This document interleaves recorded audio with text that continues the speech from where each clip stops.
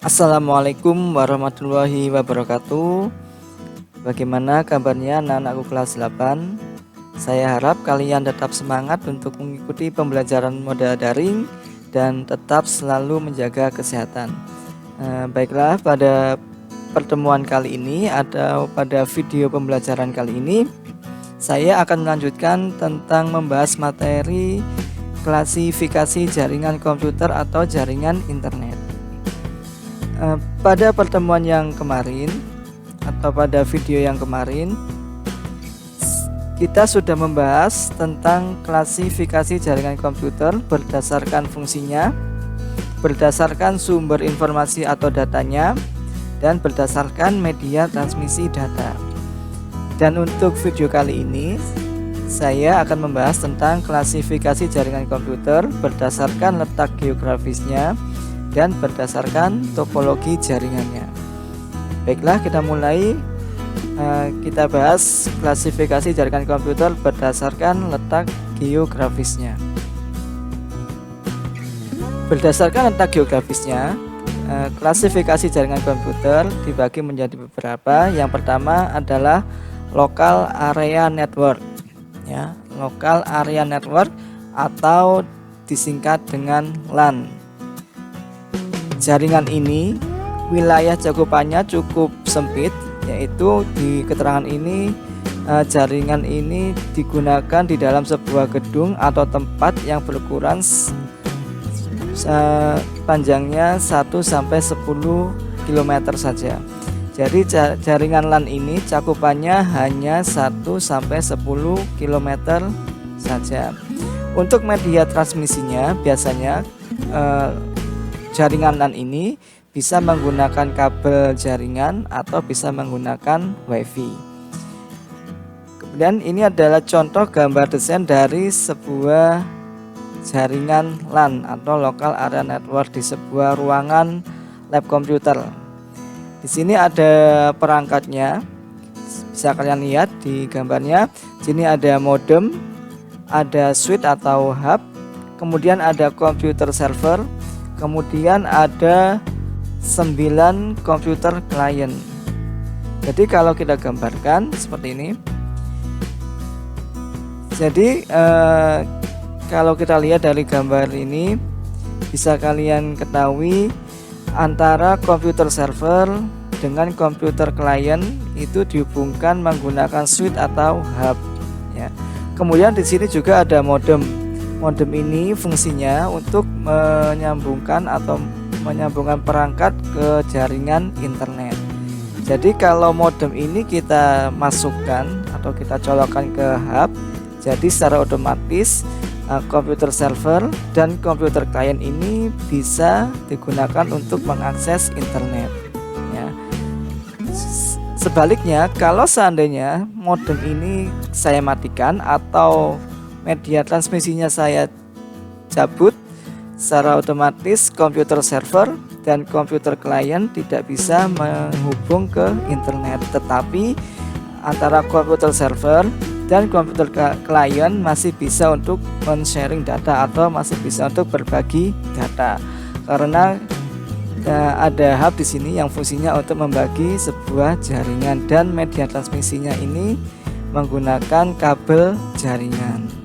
Ini adalah contoh gambar desain dari local area network. Selanjutnya, tetap berdasarkan pada letak geografisnya, ada yang namanya jaringan metropolitan area network atau yang sering disingkat dengan MAN. Jaringan ini cakupan wilayahnya lebih luas daripada jaringan LAN. Kalau jaringan LAN tadi cakupannya hanya mencakup satu ruangan atau satu gedung. Kalau metropolitan area network itu mencakup satu kota, ya, atau satu kota atau satu wilayah. Dan jaraknya itu antara 10 sampai 50 km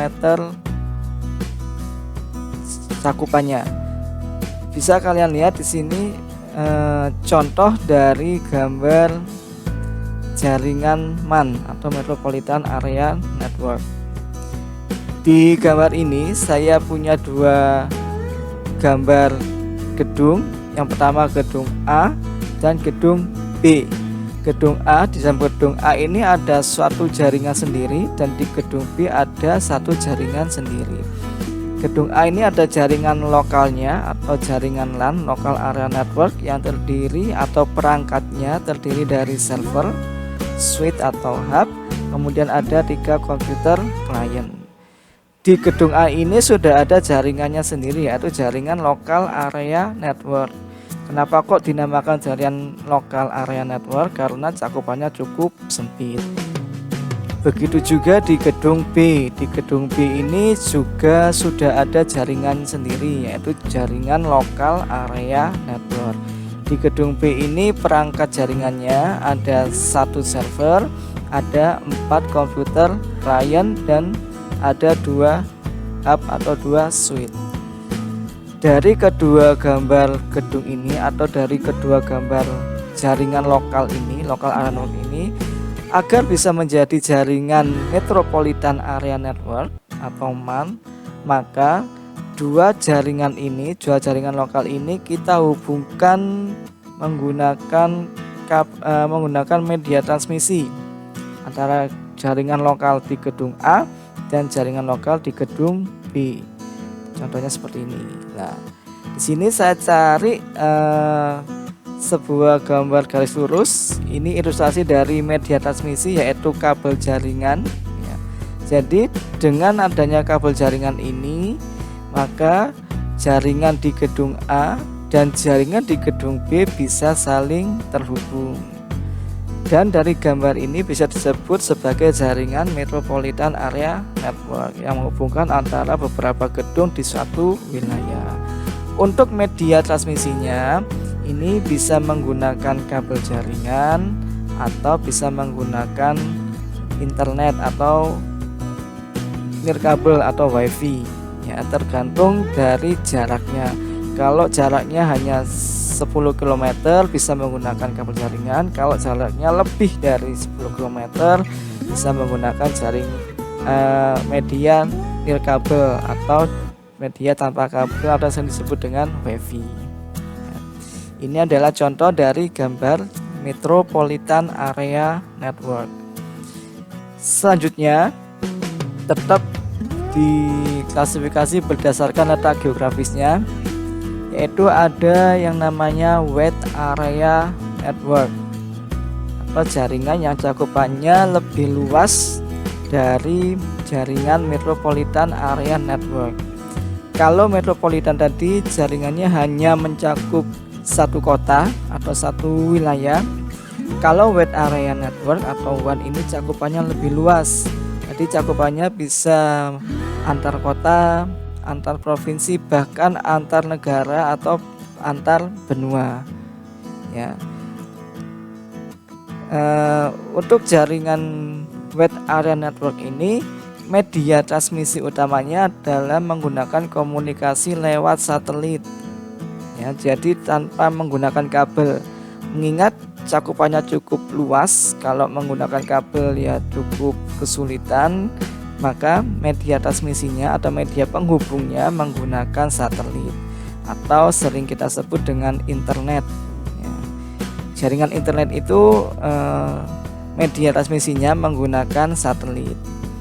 Ini adalah contoh dari gambar Wide Area Network atau jaringan WAN. Di sini kita lihat ada beberapa gambar benua Amerika, Afrika, Eropa, dan Asia.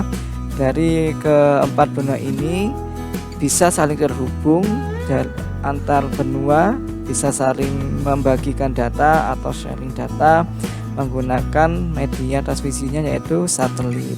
Kalian mungkin sudah sering mengakses internet, baik itu mengakses media sosial atau mencari data di Google atau mencari informasi di Wikipedia menggunakan laptop atau menggunakan HP. Itu untuk kalian ketahui saja, pusat datanya itu berada di negara Amerika. Pusat datanya berada di negara Amerika. Kalian bisa mengakses pusat data di Amerika yang letaknya jauh berpuluh-puluh kilometer di seberang sana dengan mudah. itu menggunakan bantuan atau media transmisinya menggunakan satelit. Jadi di dalam dunia ini atau dalam bumi ini itu ada sebuah jaringannya atau area jaringannya yang menghubungkan antara satu negara dengan negara yang lainnya, antara satu benua dengan benua yang lainnya, bisa saling terhubung, bisa saling bertukar informasi, bisa saling bertukar data, itu menggunakan bantuan satelit yang namanya Wide Area Network.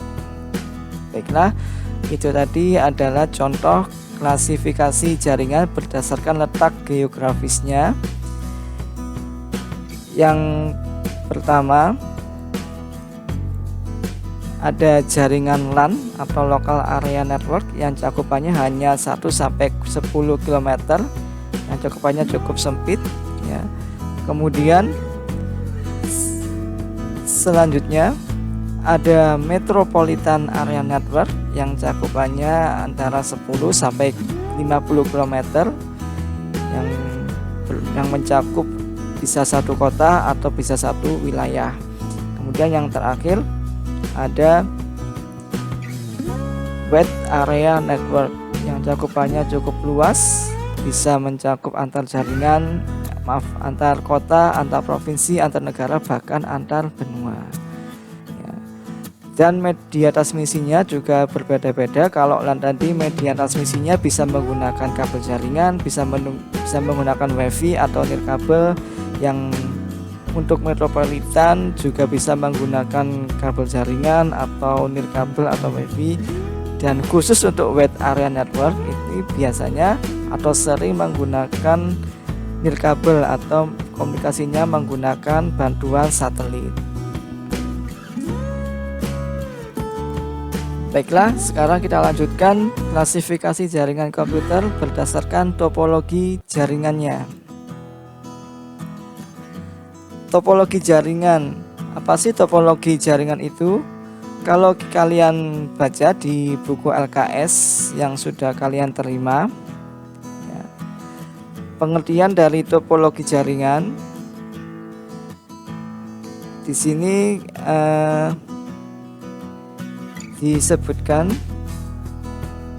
bahwa topologi jaringan adalah suatu komponen atau juga bisa dikatakan cara yang digunakan guna untuk menghubungkan semua kumpulan komputer antara satu dengan lainnya agar nantinya semua komputer dapat membentuk sebuah jaringan dan dapat terhubung atau terkoneksi ke dalam suatu jaringan. Nah, itu adalah definisi dari topologi jaringan, bisa kalian lihat di buku LKS-nya. Untuk jenis-jenis atau macam-macam topologi jaringan sendiri bisa saya klasifikasikan. Yang pertama ada topologi bus atau topologi seri. Topologi ini sangat sederhana dan biayanya cukup murah. Untuk perangkatnya maksimal terdiri dari 5-7 komputer ya. Kemudian topologi ini ada kelemahannya, yaitu ketika terjadi crash atau tabrakan data karena masalah teknis, maka secara otomatis semua komputer akan terganggu. Untuk gambar topologi bus atau topologi seri ini bisa kalian lihat. Ini adalah gambar dari topologi seri. Di sini ada perangkat jaringannya, ada 4 komputer klien, ada 1 komputer server, 1 printer, dan 1 hub atau switch. Dari gambar ini bisa kalian lihat bahwa semua komputer di sini bisa saling bertukar data dan bisa saling mencetak data di satu perangkat, yaitu printer. Nah, ini printer. Jadi klien nomor 1 bisa mencetak data di sini, klien nomor 2, 3, dan 4 bisa mencetak data di satu printer menggunakan bantuan kabel jaringan. Ini adalah contoh dari jaringan bus atau jaringan seri. Di LKSmu juga ada contoh dari jaringan bus atau jaringan seri. Selanjutnya ada topologi bintang atau star topologi, merupakan bentuk topologi jaringan yang berupa konvergensi dari node tengah ke setiap node atau pengguna. Jadi untuk topologi bintang atau topologi stars ini memiliki ciri-ciri, yaitu kita lihat gambarnya. Ciri-ciri dari topologi bintang itu pastinya di tengah gambar topologi ini ada yang namanya hub ya, atau nama switch. Seperti kalian lihat di buku LKS, topologi jaringan star mempunyai ciri fisik yang paling mudah dikenali, yaitu adanya switch atau hub sebagai kontrol terpusat dalam jaringan ya. Jadi di gambar ini, di tengah ini ada komputer. Komputer ini fungsinya untuk menggantikan hub. Fungsi komputer ini sebagai pusat data atau pusat servernya yang berfungsi untuk mengatur jaringan ke 5 komputer klien yang mengelilinginya ya. Jadi ciri khas dari topologi bintang, di tengahnya pasti ada sebuah alat, sebuah perangkat keras jaringan, bisa itu server atau hub yang fungsinya untuk mengatur lajur atau mengatur dari transfer data atau mengatur dari trafik pertukaran data ya. Ini adalah gambar dari topologi bintang atau topologi star. Selanjutnya ada topologi cincin atau ring topologi, adalah topologi jaringan berbentuk rangkaian titik yang masing-masing terhubung ke 2 titik lainnya sehingga membentuk sebuah jalur melingkar atau menyerupai cincin. Pada topologi cincin ini, masing-masing titik atau node berfungsi sebagai repeater yang akan memperkuat sinyal di sepanjang sirkulasinya. Artinya, masing-masing perangkat bisa saling bekerja sama untuk menerima sinyal dari perangkat sebelumnya, kemudian meneruskan kepada perangkat lainnya. Ini adalah contoh dari topologi cincin. Jadi di topologi cincin ini tidak ada pusat pengendalian datanya, jadi semua bisa mengendalikan data. Dan di sini kita lihat ada beberapa perangkat keras jaringan, ada komputer server, ada hub, dan ada media transmisinya. Ini adalah gambar dari topologi cincin yang bentuknya menyerupai cincin. Selanjutnya ada topologi jala atau sering disebut dengan topologi mesh. Adalah suatu bentuk hubungan antar perangkat di mana setiap perangkat terhubung secara langsung ke perangkat lainnya yang ada di dalam jaringan. Akibatnya dalam topologi mesh ini setiap perangkat dapat berkomunikasi langsung dengan perangkat yang dituju. Topologi ini jaringannya cukup rumit dan cukup cukup kompleks kerumitannya. Bisa kalian lihat di gambarnya ini. Ini adalah contoh dari topologi mesh atau topologi jala. Di dalam LKSmu disebutkan bahwa topologi mesh adalah jenis pengaturan tata letak jaringan komputer di mana masing-masing komputer dan perangkat di jaringan saling berhubung satu sama lainnya secara langsung. Seperti kalian lihat di gambar topologi mesh ini, ada 6 perangkat komputer yang di dalamnya sudah diberi jaringan laba-laba atau jaringan mesh ini. Dari gambar ini, setiap komputer di satu jaringan ini bisa saling mengakses data atau bisa saling terhubung ya, antara satu dengan yang lainnya. Kemudian ada lagi yang namanya topologi pohon atau topologi tree.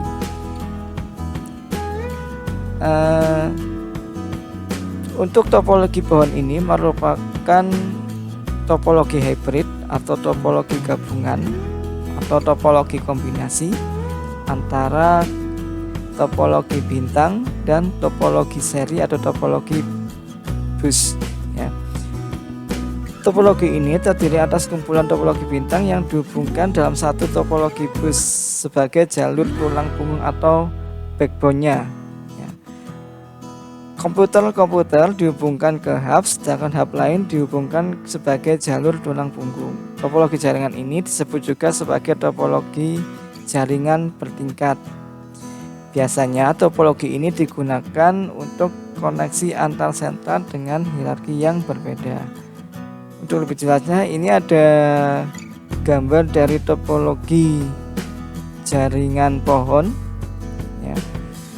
Seperti kalian lihat, di sini ada garis lurus di tengahnya ini. Ini yang disebut sebagai backbone atau tulang punggung atau media transmisinya. Ini tulang punggungnya. Kemudian yang di samping kiri kanan ini adalah topologi bintang. Ini topologi bintang, ini topologi bintang. Kenapa kok topologi bintang? Seperti ciri khasnya topologi bintang, dalam topologi bintang di tengah gambar topologinya pasti ada media untuk mengatur sebuah jaringan. Di sini ada hub ya, ada hub, ini ada hub, ini ada hub. Maka gambar ini disebut dengan topologi bintang. Kemudian yang tengah ini antara topologi bintang ini dihubungkan menggunakan topologi seri seperti ini. Ini adalah gambar topologi seri dan ini pusat datanya atau pusat servernya. Itulah kenapa topologi pohon atau topologi tree ini disebut topologi hybrid, karena menghubungkan dua gambar topologi. Yang pertama adalah gambar topologi bintang dan topologi seri. Nah, baiklah, itulah macam-macam topologi jaringan ya.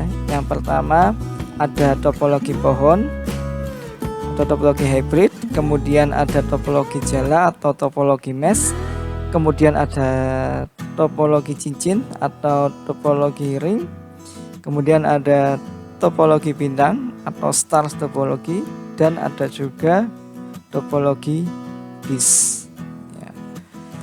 Baiklah anak-anak, itu adalah penjelasan singkat dari klasifikasi jaringan berdasarkan letak geografisnya dan berdasarkan topologi jaringannya.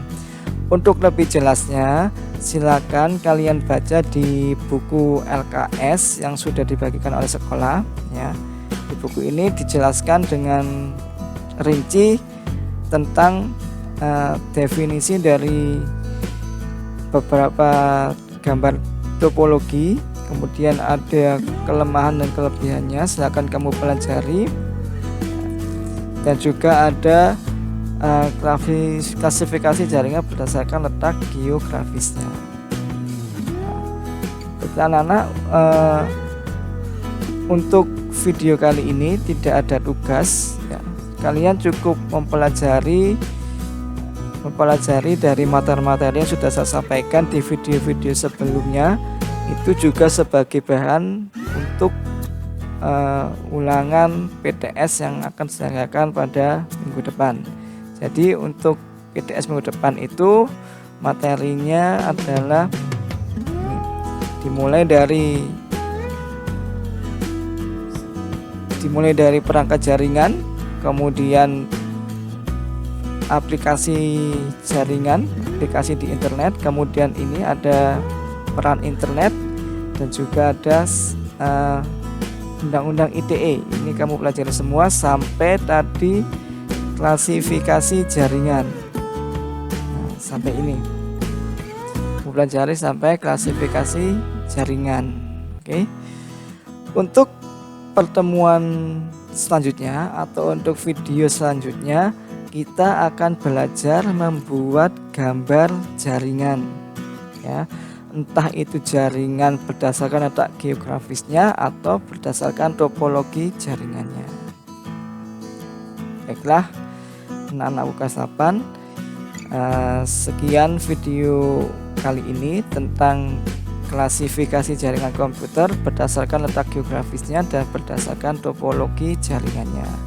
Silakan kalian pelajari lagi di buku LKS, dan apabila pada penjelasan kali ini saya ada yang salah, mohon dimaafkan dan mohon dikoreksi nanti lagi ya. Baiklah, sampai di sini video kali ini. Selamat belajar dan tetap semangat mengikuti pembelajaran moda daring, dan jangan lupa tugas-tugas sebelumnya dikumpulkan, baik itu tugas yang pertemuan ketiga sama tugas ulangan harian. Baik, sekian dari saya. Assalamualaikum warahmatullahi wabarakatuh.